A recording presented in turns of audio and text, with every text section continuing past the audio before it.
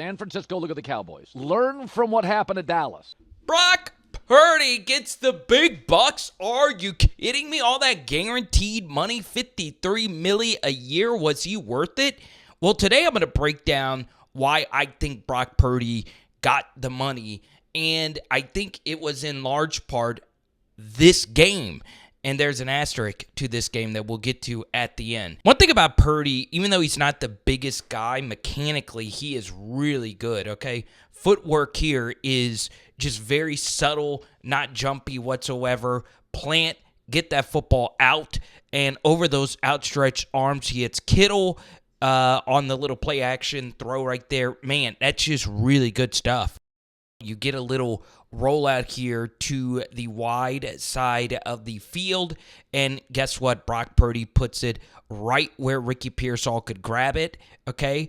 Look at that across his body, and bang, Ricky Pearsall, really strong finish to the season, and it's a tutty. So they hit Deebo Samuel on a reverse a little bit earlier in this game, so now he's in the backfield. Every Lions player thinks it's an automatic pitch to Deebo, even the backside backer right here, who leaves George Kittle wide the frick open for a massive gain. Now, this is something you will see because throughout this film study, there is one blatant, and I mean blatant truth about Brock Purdy's game. Here's another play action fake.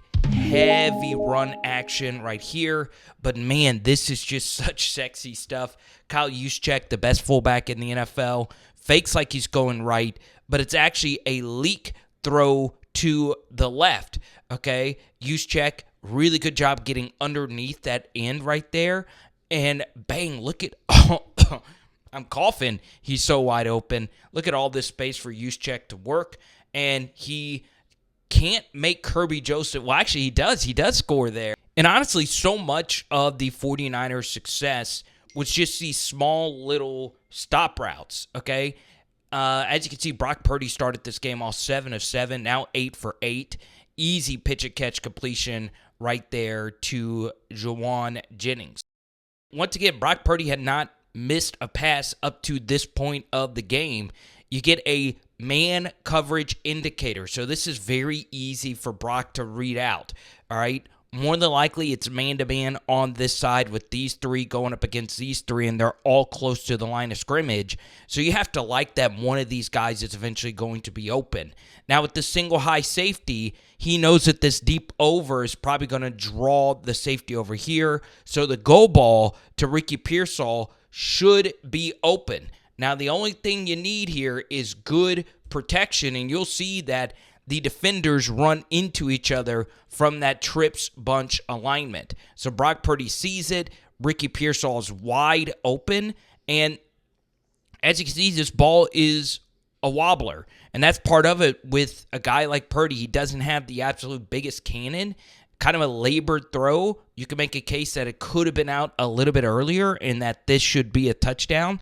The most underrated part of Brock Purdy's game is his running. Not only is he a good runner, he is a nuanced runner, okay? So he sees that everything is covered and he has a wide open lane to run through, okay? Now, he sees that George Kittle is open, faked the throw to Kittle where he would have honestly walked in and scored. Instead, he decides to take it himself, and he pretty much scores easily. Okay, once again, this is kind of sort of easy to read out right here with Brock Purdy. If this safety is on the hash, he knows that this rail route from a really fast running back in Isaac Orindo is going to be open, okay? So he sees it, but watch him step up into this pocket. It is not the cleanest pocket, but man, that is really good stuff. As you can see, he can't really fully set his feet, but he does get the football out there to Garindo, who has a very favorable matchup versus that linebacker. Bang!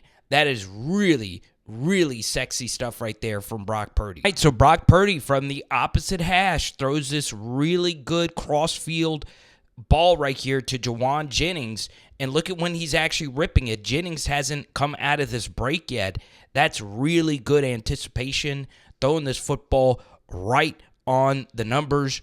Bang. That allows Jennings to turn upfield and get out of bounds for a first down, even though it did get stripped. So we get to here, and the Lions' defensive game plan, I really didn't understand what the heck they were doing.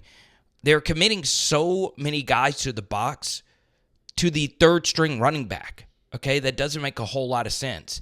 Look at all these guys in this box. 1, 2, 3, 4, 5, 6, 7, 8.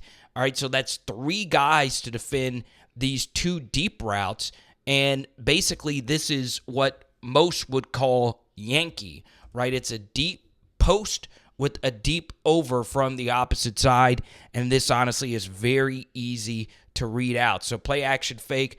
All these linebackers are basically at the line of scrimmage with branch to safety, and all you got to do is just hit the deep over. It's very simple stuff, okay? Watch it. Bang.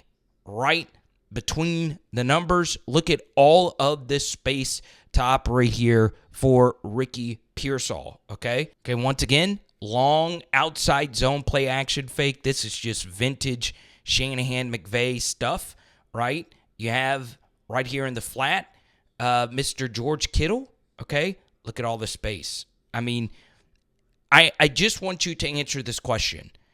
How many of these throws are just easy throws?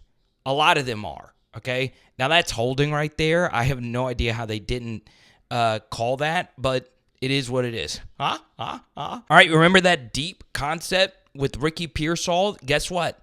They're like, hey, it worked last time. Let's run it again. Play action fake. And guess what? It's kind of sort of the same thing, except this time the ball is overthrown, okay? Ugh. All right? Brock's best throw of the game. There is an untouched second-level blitzer, and what does he do? He sits in, takes the hit, gives ground to allow George Kittle on the over versus man coverage to get open, and he hits him right in the chest versus a really good safety in Brian Branch. It's really, really, really good quarterback. And Shanahan just kept spamming it, right? Jet sweep, play action, zone plays, deep overs. Brock Purdy says, look, I'm just going to allow the guy versus man coverage as much time as possible. It's a very difficult route to cover, and he puts this right where George Kittle could only get it. Wow. 3rd and 10. You knew they were going to blitz, okay? And, well, they pick it up. It's just 63 misses his block right here. And, man, Brock Purdy, this is honestly really good reading. It's just the ball location was off. He sees that his wide receiver has a leverage advantage. Obviously, you would prefer this ball to be further out. Okay, but while getting hit, this is not the worst throw in the world. It's just a better play right there by 21. 2nd and Santa Clara here.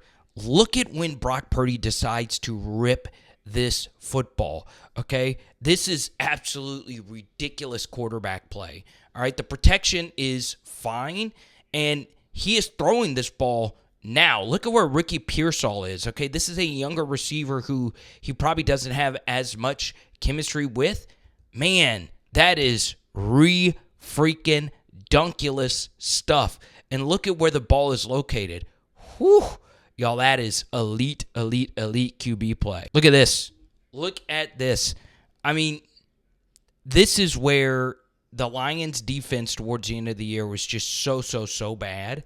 And the protection here is just so good that Brock has all day to throw. Obviously, no Aiden Hutchinson really hurt this Lions team, as many of you know. And Ricky Pearsall, once again, wide the frick open. Now, we want to thank our partners of today's video, Fast Draft Fantasy. Please sign up using our promo code Carter. Draft your rookies today, and you can win up to $50,000. Let's freaking go. Okay, now, this is bad Brock Purdy. Pre-snap, there's a safety clear middle of the field. Okay, so the post, if you're going to throw this, you need to make sure that this safety is not here anymore. Okay, and guess what? Kirby Joseph was right there. All right, that is absolutely crazy. Okay, so Brock just assumed that Kirby Joseph was going to be over here. Now, it might have been a situation where Juwan Johnson should have just automatically outside released. I don't know. I don't know what Brock was thinking here, but he's looking at the safety, as you could see, and then he just locks in on Ricky Pearsall. My guess is he thought Joseph was so far back that he could fit this in, and, well, Brock tries to fit it in, and it is easily picked off. And there are a lot of instances where Brock Purdy's gotten lucky on throws over the middle that should have been picked off. The minute they paid big money for Dak, they've never been a Super Bowl team. The Dak Purdy comps are very similar. They both come in as lower round draft picks, cheap labor. They get starts because of injuries to other quarterbacks. Teammates like them, good guys. They have very strong run games, good O-lines. They win a lot, but boy, when they lose a key offensive performer, they don't elevate average people. They don't carry average players. I mean, is he wrong? That's the question. The great Colin Cowherd. I love the herd. I'm not going to lie. I honestly feel the same way overall. Now, I will say this 49ers schedule does shape up very nicely. I do think they will fight back with a vengeance after a tough season. We saw them do the same thing a few years ago. But, man, you lose Dre Greenlaw, you lose Deebo Samuel, you lose some other key pieces like Hufanga. Man, I just don't know how I feel about the 49ers overall. I do think they'll be pretty good. I do see them getting to double-digit wins and making the playoffs. But, man, I just don't think long-term this was the right move for the 49ers. And one way you can tell is by how many wide-open throws Brock Purdy had, and this was his season high in terms of pass yardage all year long, right? That's what season high means, dummy. But the truth is, you could go back to one of our film studies, bang, versus the New England Patriots, and you will see his good games, Brock Purdy, they are filled with quite a few throws where guys are just running wide open. Now, I will say, towards the end of the year, Brock Purdy did have 3 games where his QBR was 70 and above. Overall, his QBR and EPA per play numbers are really good. And overall, he's been a really good quarterback. I mean, he dueled with Patrick Mahomes for the Super Bowl, and it wasn't his fault that they lost that game. But honestly, I just don't think long-term this is going to work out great for San Francisco. Let me know what you guys think down below, okay? It is Power Hour NFL. Boom.